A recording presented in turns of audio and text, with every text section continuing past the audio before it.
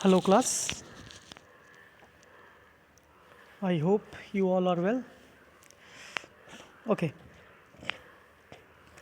आज का topic start करते हैं. लास्ट टॉपिक में मैंने प्रोपोजिशंस के बारे में बताया था. Okay, let me show you what I had told. You can see here, this is the point that I had told you. Proposition क्या होता है and टाइप्स ऑफ प्रोपोजिशन, ये हम लोगों ने डिस्कस किया था. Simple proposition and compound proposition. बहुत ही सिंपल सा पॉइंट है कि अगर हम सिंगल प्रोपोजिशंस लिखते हैं, that is our simple proposition. If we connect two और मोर प्रोपोजिशंस विथ कनेक्टिव्स और ऑपरेटर्स और connectors, then that is called compound propositions. कल लास्ट वीडियो में हम लोगों ने इस चीज़ को डिस्कस किया था. जिन लोगों ने नहीं देखा है उस वीडियो को ज़रूर देख लेना. वैसे मैं अभी इस वीडियो में मैं उस पॉइंट को भी मेंशन कर दूंगा, एक लिंक दे दूंगा जिससे तुम डायरेक्ट उस वीडियो पे भी पहुंच जाओगे. ओके, कैसे कंपाउंड प्रोपोजिशन, यानी हमें दो प्रोपोजिशन को कनेक्ट करना है. तो जब हम दो प्रोपोजिशन को कनेक्ट करेंगे तो उसके लिए हमें कनेक्टिव्स की ज़रूरत पड़ेगी. कनेक्टिव्स और you can say operators. Connectives are also known as operators. जैसे ऑपरेटर होता है, तुम लोगों ने 10th में पढ़ा होगा, मैंने बताया होगा तुमको कि ऑपरेटर्स यानी ऐसे सिंबल्स होते हैं जो ऑपरेशन करते हैं. सेम टास्क यहाँ पे कनेक्टिव्स का भी है, इसीलिए उसको ऑपरेटर कहते हैं. कनेक्टिव्स को ऑपरेटर भी कहा जाता है. ये दो सिंपल प्रोपोजिशन को कनेक्ट करने का काम करता है. ठीक है, तो ये कनेक्टिव्स कौन कौन से हैं, it means how many types of connectives और operators are there. This is the point that we will discuss today. Okay, I will tell you this point. What is the point? The point is connectives.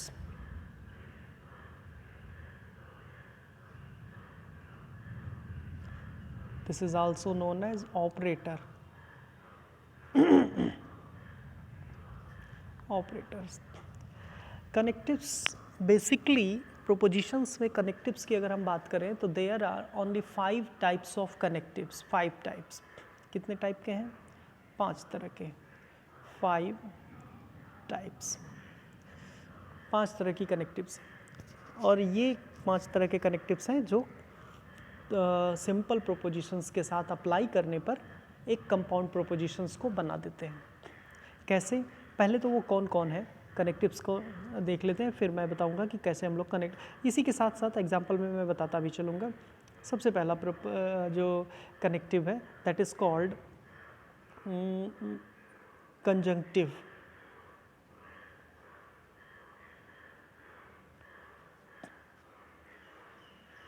Conjunctive, ठीक है. ये conjunctive, ये जो proposition है, इसको मैं बहुत ही सिंपल अगर कर दूं तो तुम लोगों को 10th में लॉजिकल ऑपरेटर्स के बारे में पढ़ाया गया था. तो जो लॉजिकल ऑपरेटर्स थे उसमें तुम लोगों ने 3 चीज़ों को पढ़ा था 10th में, और वो 3 चीज़ें थी, वो 3 ऑपरेटर थे, एंड, और, एंड नॉट. सेम वही 3 ऑपरेटर्स यहाँ पर भी हम लोग अप्लाई करेंगे, और उन्हीं में से एक है कंजंक्टिव, जिसको हम बोलते हैं एंड. यानी कंजंक्टिव एक ऐसा ऑपरेटर है या एक ऐसा कनेक्टिव है जो एंड ऑपरेटर को रिप्रेजेंट करता है. यानी conjunctive is also known as and connectives और एंड ऑपरेटर. अब बात यह है कि ये तो एंड है, या कंजंक्टिव को हम लोग एंड भी कहते हैं. तो ये रिप्रेजेंट कैसे किया जाता है? कंजंक्टिव को रिप्रेजेंट करने के कई सारे तरीके हैं. उनमें से एक है, हम लोग ऐसे रिप्रेजेंट करते हैं कंजंक्टिव को. मैं यहाँ पे केवल रिप्रेजेंटेशन दिखा रहा हूँ. ये तुमने देखा होगा, this is called caret sign. Oh, पहले मैं इसको सेट कर दूँ क्योंकि मैंने इसको ध्यान नहीं दिया. ओके, अभी ये क्लियर हो रहा होगा. सॉरी फॉर दैट, 5 मिनट का वीडियो भी बन चुका था, कोई बात नहीं, चलो इसी के आगे मैं इसी को कंटिन्यू कर देता हूँ। हाँ ओके, इसको हम लोग अगर ऐसे करते हैं, ये जो है मेरा this is called caret sign. जो कैरेट साइन होता है उसी को हम लोग कंजक्टिव या एंड के लिए के सिंबल के तौर पे हम लोग यूज़ करते हैं। इसको और भी कई तरीके हैं रिप्रेजेंट करने के। इसको एक तरीका है हम लोग डॉट लगा देते हैं, डॉट लगाते हैं तो डॉट से भी हम लोग रिप्रेजेंट करते हैं। एक तरीका है कि हम लोग एंड लगा देते हैं, दिस ऐसे, इसको भी हम लोग कंजंक्टिव के लिए अप्लाई करते हैं। लेकिन जो प्रोपोजिशंस में हम लोग जो तरीका यूज़ करेंगे, जो ज़्यादातर तरीका यूज़ किया जाता है, वो या तो ये होता है या तो ये होता है। इन्हीं दो बेसिक सिंबल्स को हम लोग कंजंक्टिव में या एंड में यूज़ करेंगे। ठीक है, कैसे करेंगे? सिंपल सा, कोई भी प्रोपोजिशन, जैसे मैंने पीछे प्रोपोजिशन लिया था, उसी प्रोपोजिशंस को अगर मैं यहाँ पे एग्जांपल के तौर पे लिखूँ तो हम लोग कह सकते हैं P डॉट Q, यानी P एक सिंपल प्रोपोजिशन है, Q एक सिंपल प्रोपोजिशन है, मैंने डॉट के साथ कनेक्ट कर दिया तो यानी यहाँ पर ये एक कंपाउंड प्रोपोजिशन बन गया। इसका एक रिज़ल्ट आएगा, और वो रिज़ल्ट क्या आएगा ये चीज़ हम लोग उसमें समझेंगे, ट्रुथ टेबल जब आएगा, ट्रुथ टेबल में मैं इसको क्लियर करूँगा। ठीक है, इसी तरीके से हम लोग ऐसे भी लिख सकते हैं और करके P कैरेट Q, ऐसे भी हम लोग इसको दिखा सकते हैं। ठीक है, तो ये दो बेसिक तरीके हैं जिसको हम लोग यूज़ करेंगे। ठीक है, तो कंजक्टिव यानी एंड को रिप्रेजेंट करने का तरीका दिस और दिस साइन, और ये रहा उसका एग्जाम्पल। ठीक है, अब जब तुम लोग नोट्स बनाओगे, नोट्स में तुम लोग प्रोपोजिशंस के बारे में लिखोगे, टाइप्स ऑफ प्रोपोजिशंस के बारे में लिखोगे, और जब ऑपरेटर या कनेक्टिव्स के बारे में लिखोगे तो कनेक्टिव्स में जैसे कंजक्टिव लिखना है तो conjunctive is also known as and. ठीक है, and it is represented as this this and that, और एक एग्जाम्पल। इस तरीके से तुम लोग नोट्स को अपना डिज़ाइन करोगे, नोट्स को बनाओगे। ठीक है, दूसरे टॉपिक पे आते हैं। दूसरा है हमारा जिसको हम लोग डिसजंक्टिव बोलते हैं, बस इसी में डिस लगा लो, DIS जंक्टिव। ठीक है, डिसजंक्टिव, कंजक्टिव एंड, तो डिसजंक्टिव जो होगा वो होगा और। ठीक है, यानी और गेट तुम लोगों ने पढ़ा है, वही चीज़, सेम चीज़ वही है, बस हमको क्या समझना है, रिप्रेजेंटेशन, कैसे इसको रिप्रेजेंट किया जाता है। रिप्रेजेंट करने के लिए जो कैरेट है ये हमारा एंड को रिप्रेजेंट करता है, इसी को उल्टा कर देते हैं, ये और बन जाएगा।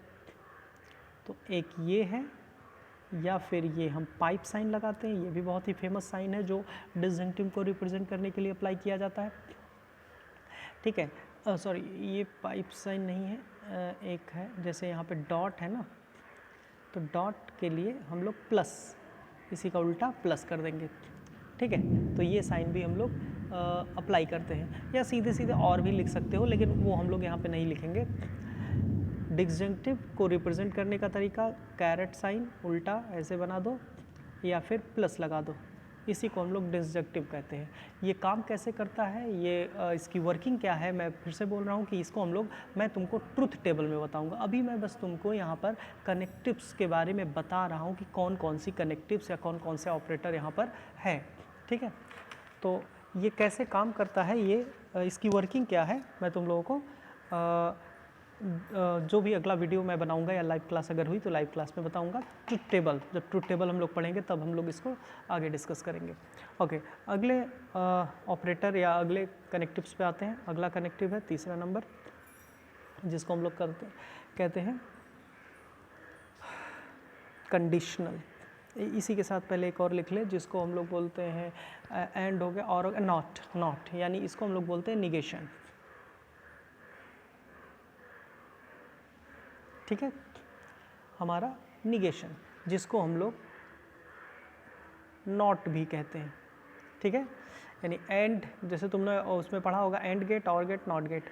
ठीक है, उसी तरीके से एंड यानी कंजंक्टिव, और यानी डिसजंक्टिव जो हमारा कनेक्टिव है, एंड नॉट यानी निगेशन। नॉट सिंपल है, इसको रिप्रेजेंट करने के बहुत सारे तरीके हैं, और इसको रिप्रेजेंट करने के जो तरीके, इसको जो रिप्रेजेंट करने के जो तरीके हैं वो कुछ इस तरीके से है। हम लोग कई तरीके से इसको रिप्रेजेंट करते हैं। तुम लोगों ने एक देखा होगा टिल्ड साइन, मैं यहाँ छोटा सा बना रहा हूँ, ऐसे होता है टिल्ड साइन। ये कीबोर्ड पे अगर तुम देखोगे तो एक नंबर जो बटन आता है ना, जो कीबोर्ड पे न्यूमेरिकल जो एरिया फंक्शन की के अंदर एक नंबर के जस्ट बगल में अगर तुम लोग ध्यान से देखोगे तो ये टिल्ड साइन एक लगा होता है, ठीक है। तो वो टिल्ड साइन हम लोग लगाते हैं, या फिर इसी को हम लोग ऐसे भी रिप्रेजेंट करते हैं, एक ऐसे होता है, ऐसे डैश ऊपर वाला, ये समझ आइए, ये एपोस्ट्रॉफी की तरह दिखता है, लेकिन एपोस्ट्रॉफी एस लिखते हो ना, एपोस्ट्रॉफी एस वाला नहीं है, ये अलग साइन होता है। ये भी जो फंक्शन के नीचे जो नंबर होते हैं, नंबर के पास एक नंबर के पास तुमको ये मिलेगा, शिफ्ट के साथ इसको अप्लाई किया जाता है, ठीक है। या फिर एक और तरीका है इसको रिप्रेजेंट करने का, टिल्ड हो गया, ये डैश हो गया, और एक तरीका होता है बार, ऊपर की तरफ ऐसे बार से भी हम लोग इसको रिप्रेजेंट करते हैं। तो ये नॉट को रिप्रेजेंट करने के तरीके हैं। ये इसकी भी वर्किंग हम लोग ट्रुथ टेबल के माध्यम से देखेंगे। ट्रुथ टेबल जब हम लोग स्टडी करेंगे तब मैं बताऊंगा कि कैसे हम लोग इसको इसका वर्क क्या है, ये इसका रोल क्या है। हाँ, एक चीज़ और मैंने यहाँ एंड में और मैं छोड़ दिया था, इसका एग्जांपल सिंपल है। अगर P और Q मेरे पास दो प्रोपोजिशन है, तो और में अगर मुझे रिप्रेजेंट करना है तो हम लिखेंगे P और Q, या फिर ऐसे लिख सकते हैं P प्लस Q, दोनों का मतलब एक ही है। ठीक इसी तरीके से अगर मुझे नॉट को रिप्रेजेंट करना है तो नॉट या तो सिंगल प्रोपोजिशन के साथ अप्लाई होता है या पूरे के पूरे कंपाउंड के साथ अप्लाई होता है। फॉर एग्जांपल मैं यहाँ पे दिखाऊं तो हम लोग नॉट को रिप्रेजेंट करने के लिए हम ऐसे कर सकते हैं P, या फिर हम कर सकते हैं P, ये नॉट इसको भी बोलते हैं, या फिर हम ऐसे कर सकते हैं P बार, ठीक है।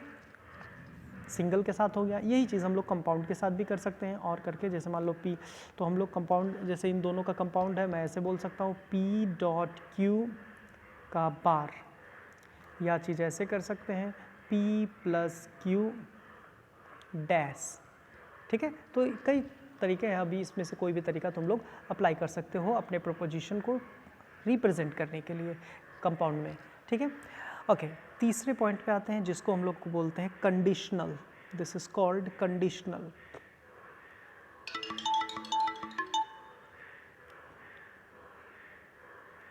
कंडीशनल, ठीक है, ये कंडीशनल, ये थोड़ा सा अलग हो जाएगा। यहाँ पे इसको हम लोग जनरली अगर बोलें नॉर्मल लैंग्वेज में तो हम लोग कहते हैं इफ़ देन, ठीक है। जब भी इफ़ देन वाली बात आती है या सिचुएशन आता है तब हम लोग कंडीशनल कनेक्टिव्स का इस्तेमाल करते हैं, और इसको रिप्रेजेंट करने का जो तरीका है वो है दिस, एक साइन है सिंपल सा।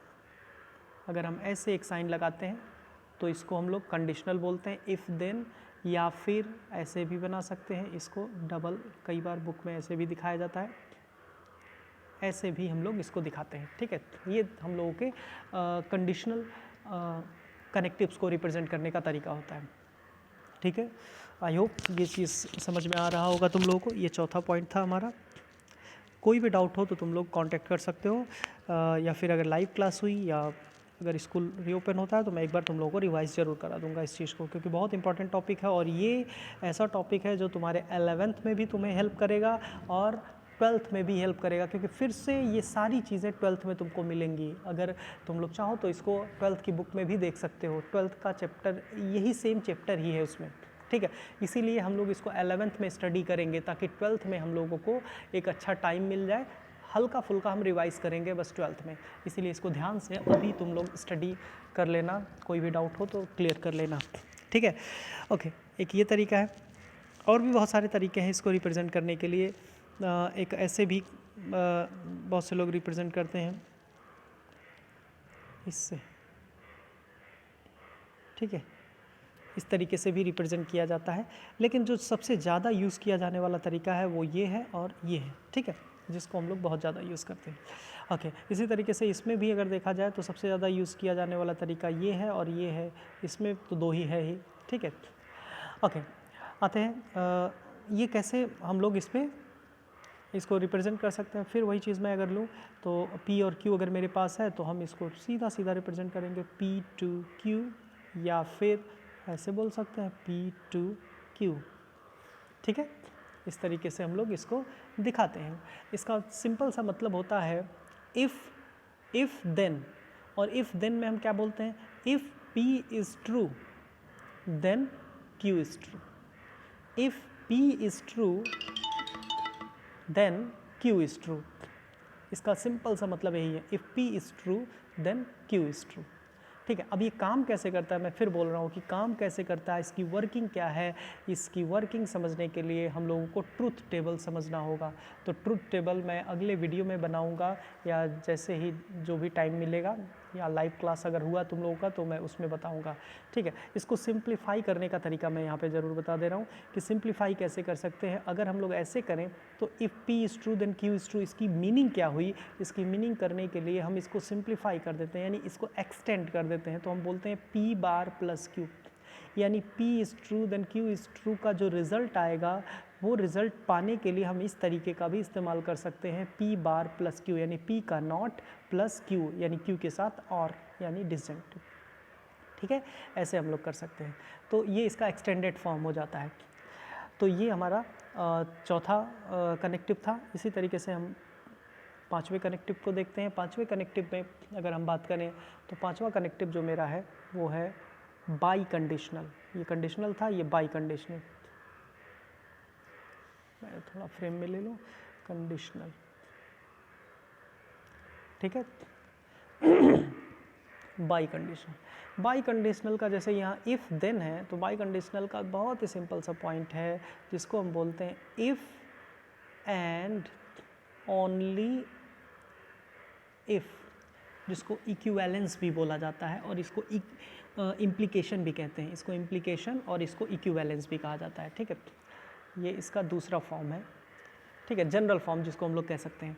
हाँ, अब इसका एक कॉन्सेप्ट है. पहली चीज़, इसका रिप्रेजेंटेशन कैसे कर सकते हैं, मैं ये तुम लोगों को दिखा दूँ. इसका रिप्रेजेंटेशन, ई कंडीशनल था सिंगल डायरेक्शन, तो बाई कंडीशनल है तो डबल डायरेक्शन होगा. दोनों तरफ इसको लगा दो ऐसे, या फिर ऐसे अगर मैं लगा देता हूँ तो इसी को हम लोग बाई कंडीशनल कहते हैं, या डबल लाइन लेके लगाया जा सकता है ऐसे.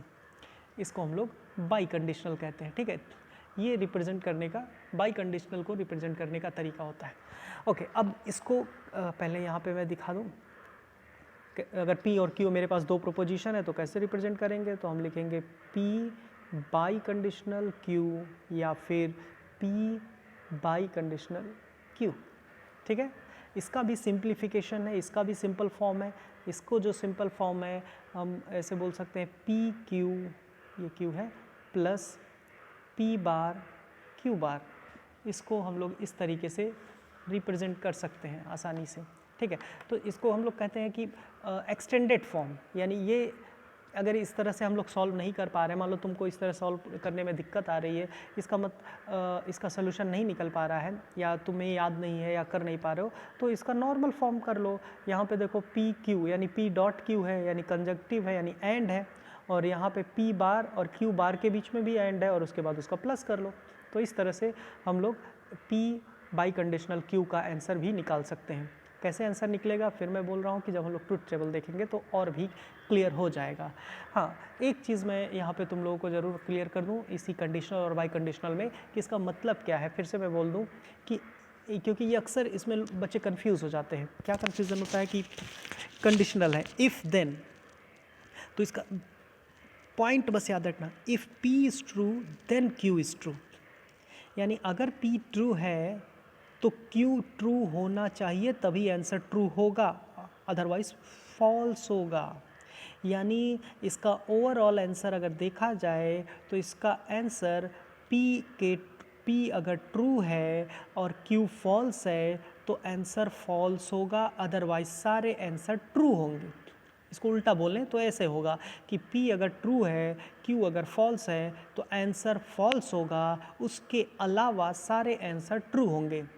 ठीक इसी तरीके से इसमें अगर मैं बोलूँ बाई कंडीशनल में इफ़ एंड ओनली इफ़, इसका मतलब ये हुआ कि P, यहाँ पे देख सकते हो P एंड Q, ये जो दोनों हैं P और Q, या तो समझना, या तो दोनों के दोनों ट्रू हों या तो दोनों के दोनों फॉल्स हों, तब आंसर ट्रू होगा. ठीक है, तो इसमें क्या था कि P is true then Q is true. तो अगर P ट्रू है, ये ट्रू है और ये फॉल्स है, तो आंसर फॉल्स हो जाएगा. क्यों? क्योंकि ये बोला जा रहा है ना इफ़ दिस देन दैट, तो अगर ये ट्रू है तो ये भी ट्रू होना चाहिए, तभी तो ट्रू होगा, अदरवाइज फेल हो जाएगा। तो अगर ये ट्रू है ये फॉल्स है तो आंसर फॉल्स होगा। इसके अलावा सिंपल में इसके अलावा सारे आंसर ट्रू होंगे। इसमें दोनों के दोनों या तो ट्रू हों तब आंसर ट्रू होगा, या दोनों के दोनों फॉल्स हों तब आंसर ट्रू होगा। तो ये सिंपल तरीके से समझने का तरीका होता है। इसको अच्छे से समझने के लिए हमको समझना होगा ट्रूथ टेबल, ठीक है, ट्रूथ टेबल, ये हम लोगों को समझना होगा, तभी इसका एक्सप्लेनेशन तुम्हें आसानी से क्लियर हो पाएगा कि इसका मतलब क्या है। जैसे तुम लोगों को 10th में मैंने बताया होगा कि एंड और एंड नॉट का ट्रुथ टेबल मैंने ज़रूर बताया होगा, तुम लोग उसको देख करके इसको एनालाइज कर सकते हो, ठीक है। फिर भी मैं ट्रुथ टेबल अगले वीडियो में बना करके तुम लोगों को बताऊंगा कि कैसे ये काम करता है, इसकी वर्किंग क्या है और कैसे हम लोग इसको कैलकुलेट या एनालाइज कर सकते हैं, ठीक है। ओके, कोई भी डाउट हो तो तुम लोग पूछ सकते हो। Thank you.